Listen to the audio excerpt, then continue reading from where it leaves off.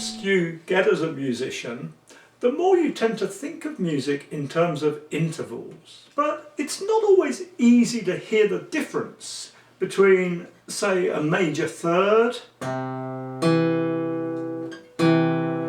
and a perfect fourth.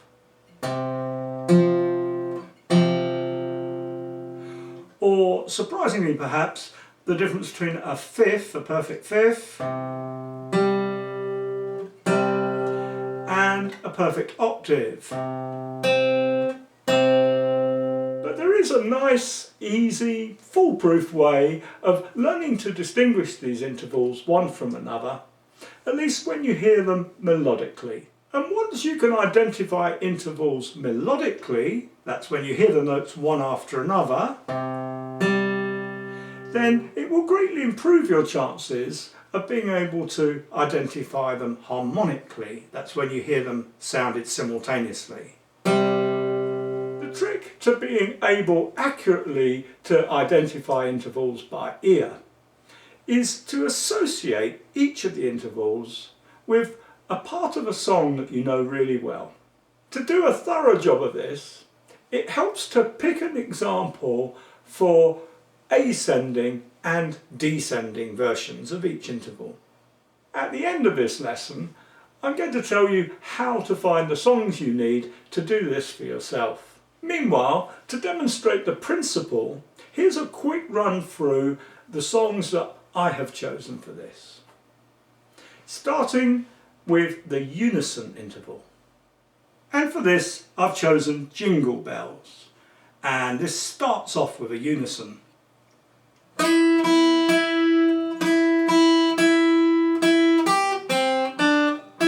Of course, a unison is the one interval that can't be played ascending and descending because it goes straight along. For the minor second interval, I've chosen the Beatles' A Hard Day's Night for the ascending one. And again, this song starts on a minor second. And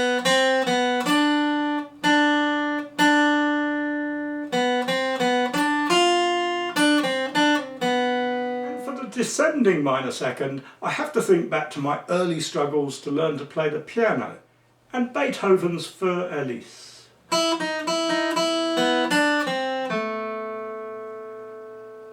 For the major second, we can rely on the world's most frequently sung song. And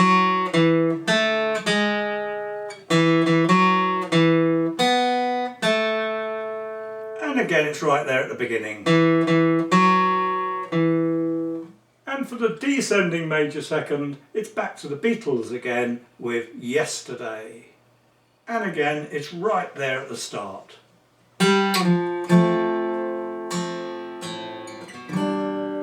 Moving on to the minor third, here's one of the oldest well-known popular songs, often attributed, almost certainly wrongly, to the English King Henry VIII.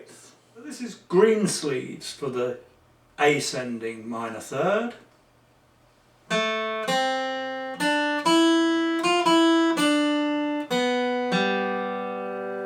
And for the descending minor third, it's the Beatles once again with Hey Jude.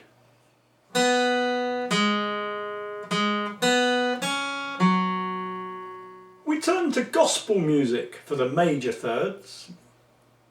Oh, When the Saints Go Marching In gives us an easy to remember ascending major third at the beginning.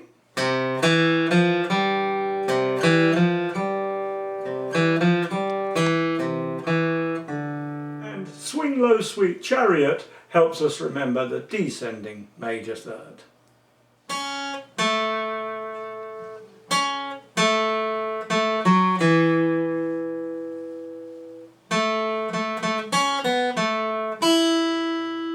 The start of the song that's sung all over the world every new year gives us the perfect fourth ascending, and that's Auld Lang Syne.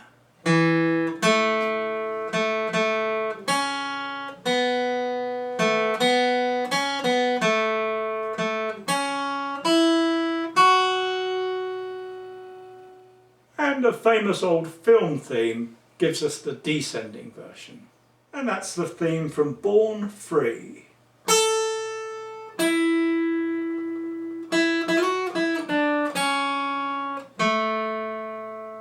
The augmented fourth or diminished fifth is a very rarely used interval in melodies, but we can find one right at the start of the theme to the Simpsons cartoon.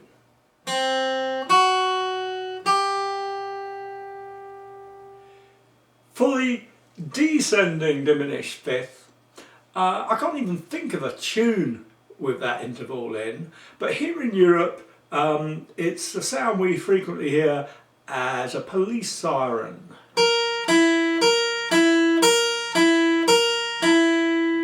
Moving swiftly on, the perfect fifth ascending interval can be heard at the start of the theme to Star Wars.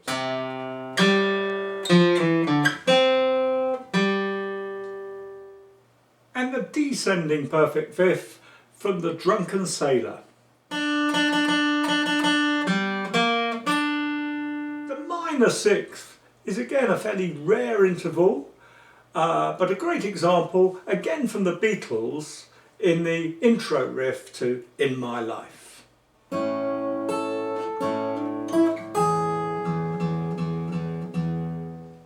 And it's back to famous film themes for the descending minor sixth with theme from Love Story.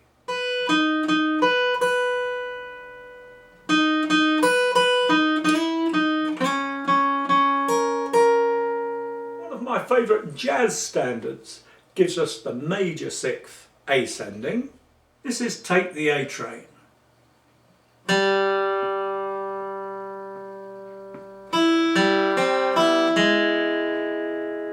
And the old spiritual tune Nobody Knows the Trouble I Seen is a great example of a descending major sixth.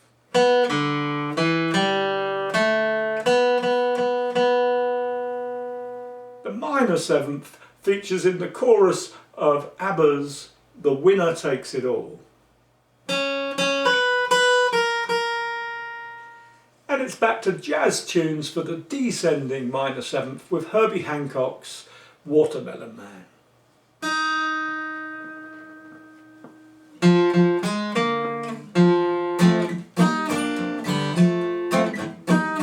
Major sevenths are again fairly hard to come by in melodies.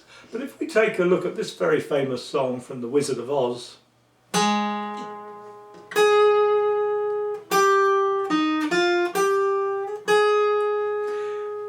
there's a major seventh between the first note and the third note of the melody.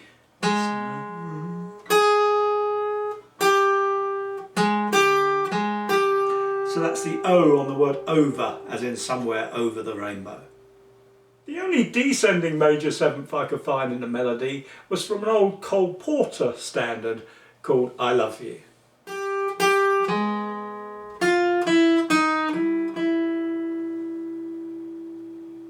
Finally, we can go back to Over the Rainbow again for the octave.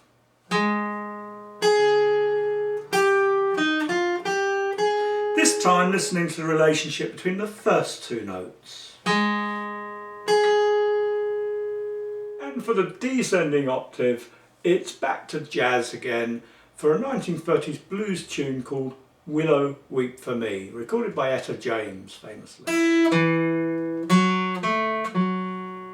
Let's be honest, you probably won't sit down and memorise all those at once. And really, that's unlikely to be necessary anyway. However, I can guarantee that as you progress with applying your musical knowledge to real musical problems, you will bump up against this interval recognition problem from time to time. And when you do, just go online, go into your search engine and type in interval reference songs. And you'll come across a number of sites that will help you choose songs that are familiar to you that will remind you of the specific intervals that you need to remember. If you found this lesson interesting, please click on the like button if there is one, or leave a comment. And do feel free to share the video with your friends. And if you'd like to gain full access to all our guitar teaching materials, please visit the Secret Guitar Teacher site and take a free look round at what's available there. See you again soon.